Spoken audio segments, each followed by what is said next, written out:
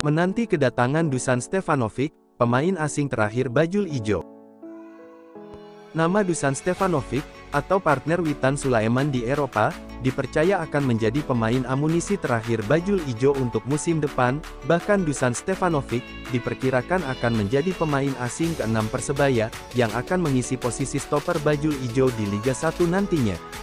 Menurut beberapa informasi yang beredar di media sosial, menyebutkan, Dusan Stevanovic akan tiba di Indonesia besok pagi, tepatnya tanggal 7 Juni tahun 2023, melalui Bandara Juanda Internasional, Surabaya. Kedatangan Dusan akan melengkapi pemain asing Persebaya untuk musim depan.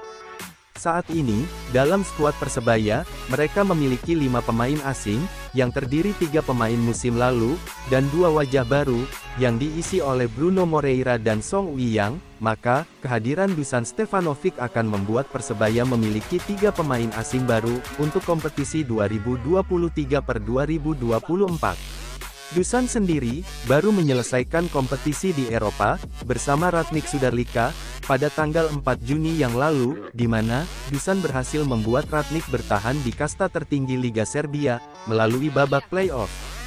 Dengan pengalaman yang dimiliki oleh Dusan Stevanovic, jelas akan menjadi keuntungan bagi Persebaya, mengingat, Persebaya sangat jarang mendatangkan pemain asing yang berasal dari Eropa. Diharapkan, dengan kehadiran Dusan Stevanovic, bisa mengisi kekosongan yang ditinggalkan oleh Leo Lelis, dan Rizky Ridho.